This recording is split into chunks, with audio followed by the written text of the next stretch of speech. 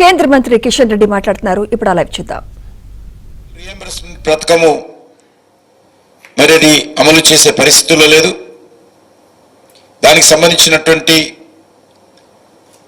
ఆసుపత్రులకు సకాలంలో చెల్లించని కారణంగా ప్రభుత్వం రీఎంబర్స్మెంట్ ఈ ఆసుపత్రి కూడా ఈరోజు ఉద్యోగస్తులకు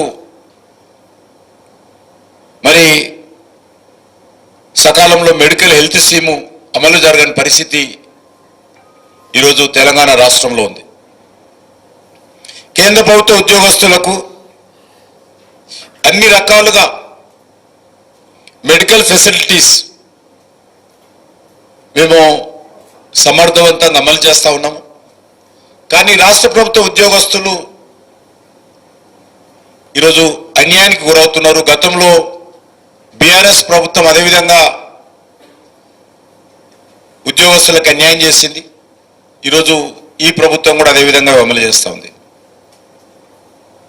అదేవిధంగా పదవీ విరమణ అంటే రిటైర్ అయినటువంటి ఎంప్లాయీస్కు పెన్షన్ కానీ గ్రాట్యుటీ కానీ కమ్యూనిటేషన్ కానీ జనరల్ ప్రావిడెంట్ ఫండ్ సకాలంలో చెల్లించాల్సినటువంటి బాధ్యత ఈ ప్రభుత్వం మీద ఉన్నది.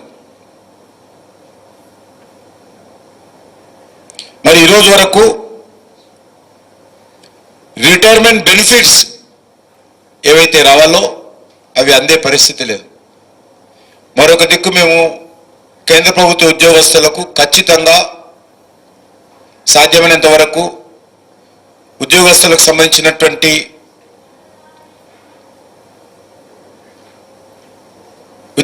సంబంధించినటువంటి అన్ని రకాలుగా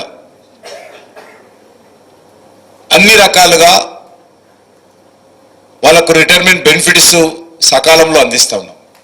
కానీ రాష్ట్ర ప్రభుత్వము రిటైర్ అయినటువంటి ఉద్యోగస్తులకు రిటైర్ అయిన తర్వాత గౌరవప్రదంగా వాళ్ళను సంతోషంగా రిటైర్మెంట్ బెనిఫిట్స్ ఇచ్చి ఇంటికి పంపాల్సింది పోయి వాళ్ళ పుట్టిన దుఃఖంలో ఉంటే మరి ఆ రకంగా అదేవిధంగా ఈ ప్రభుత్వం వ్యవహరిస్తూ ఉంది. అంతేకాకుండా ఈరోజు మనము రిటైర్మెంట్ ఉద్యోగాలు అవుతున్నారు, కానీ ఖాళీ అయినటువంటి భర్తీలను మాత్రము ఈ ప్రభుత్వం పూర్తి చేయడం లేదు. అనేక శాఖల్లో పెద్ద ఎత్తున ఖాళీలు ఉన్నప్పటికీ భర్తీ చేయడంలో మాత్రము ఇంతవరకు ఈ ప్రభుత్వం వివరించే పరిస్థితి లేదు. మనం చూసాం, ప్రతి మీటింగ్లో ముఖ్యమంత్రి గారు వాళ్ళ నాయకుడు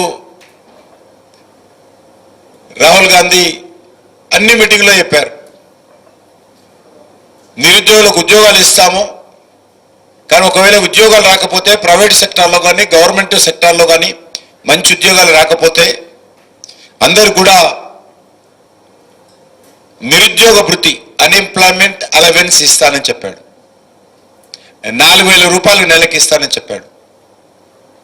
మరి 14 నెలలైంది, ఒక్క వ్యక్తికి ఒక యువకుడి కూడా ఈ రోజు వరకు నిరుద్యోగ భృతి ఇవ్వకుండా యువకులను మరి చుట్టూ తిప్పుకొని జేజేలు కొట్టించుకొని మోసం చేయడం జరిగింది.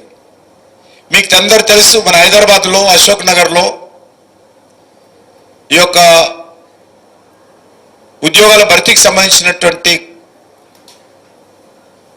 అక్కడ అనేక రకాల ఇన్స్టిట్యూషన్స్ ఉన్నాయి, అనేక రకాల కోర్సులు వాళ్ళు చెప్తారు.